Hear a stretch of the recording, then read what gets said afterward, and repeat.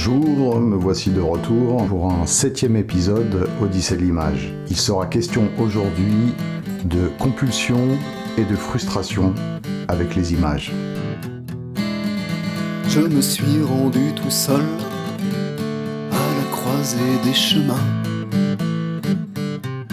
Et pour commencer, je vais vous lire des partages que certains d'entre vous m'ont envoyés. Donc on a Emmanuel qui a l'habitude de faire ce travail depuis quelques années avec moi sur l'image. Il a repris une image d'Ulysse avec Kirk Douglas, un film de Mario Camerini de 1954. Excellent film. Voilà ce que nous dit Manu. Ulysse, attaché au mât de son navire grâce à ses compagnons. Symboliquement, cela m'évoque le fait d'affronter tout ce qui nous traverse, notamment les pensées, quand nous sommes dans une dure épreuve. C'est le courage d'être lucide avec soi-même et de ne rien nier, rien éviter.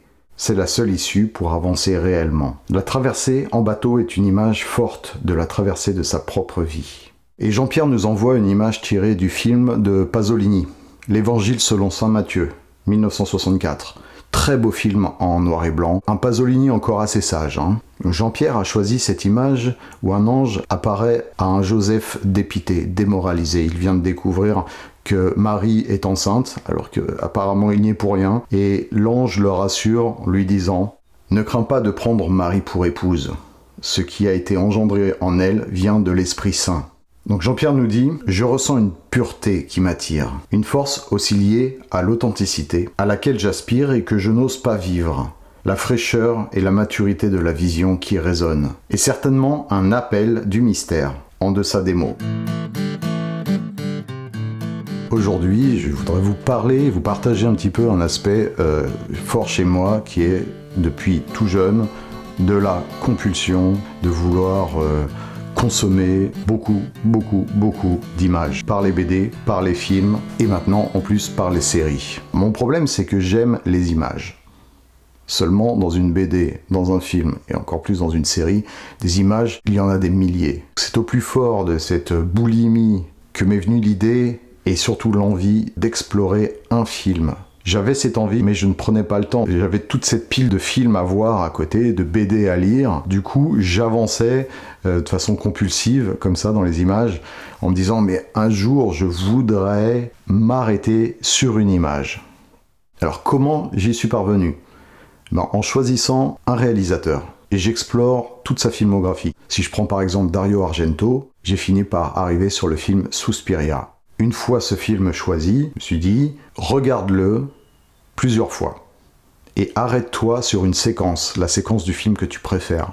Et au final, retiens l'image du film qui vient spontanément quand tu penses à l'œuvre. Si je prends Suspiria, c'est cette image de Jessica Harper. Cette méthode m'a été inspirée alors que j'animais des séjours dans un institut bouddhiste tibétain qui s'appelle Karmaling. Je les ai vus là-bas, les lamas, les résidents, ceux qui pratiquent cette voie, travailler sur l'image d'une déité bouddhique du nom de Chenrezig. Tous les jours, ils passaient du temps à contempler, à méditer devant l'image de Chenrezig pour qu'elle s'imprègne en eux. J'ai donc repris cette idée de rester avec une image. Alors comment faire pour pas avoir à sans arrêt passer du temps devant un écran allumé ? Tout simplement, je me suis dit, est-ce que je pourrais pas faire un puzzle avec l'image ? Donc j'ai trouvé un site qui permet j'envoie l'image que je veux et ils le reproduisent en puzzle. Un puzzle 1000 pièces par exemple. Et là, je pars pour plusieurs heures, étalé sur plusieurs jours, voire plusieurs semaines, à travailler sur la même image. Et la laisser s'imprégner en moi, voir comment les différentes nuances de lumière, de couleurs, les formes me travaillent. Cette méthode que je développe, je la propose dans des groupes que j'anime. Récemment, j'ai lancé le travail sur le puzzle, qui est aussi un aspect très méditatif. Quand je travaille comme ça, sur ce puzzle, assez rapidement, je goûte à une forme de transe. J'ose employer le mot. J'ai pu connaître des transes par différents biais.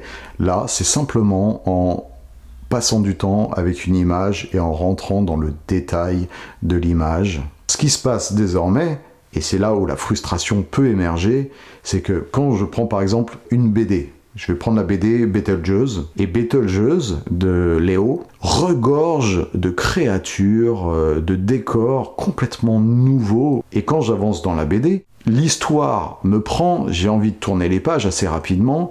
Le truc, c'est que j'ai envie de rester avec juste une case, une image. Et c'est là où je commence à être un petit peu frustré de ne pas pouvoir goûter suffisamment à l'image. Parce que le récit m'emporte tellement que je veux avancer dans l'histoire. Du coup, cette expérience de l'Odyssée de l'image que je développe avec le temps, je commence à en goûter les fruits. J'ai un peu l'impression d'être arrivé au bout d'une forte passion, une passion qui va demeurer, je le sais. L'aspect addictif, attaché à la passion, disparaît progressivement. Voilà, je vous invite à poursuivre votre propre quête, votre propre odyssée de l'image. Envoyez-moi vos images et vos petits partages que j'aurai le plaisir d'intégrer dans la prochaine vidéo. Merci, à bientôt. Quelque route que je prenne, j'ai su que je ne reviendrai pas.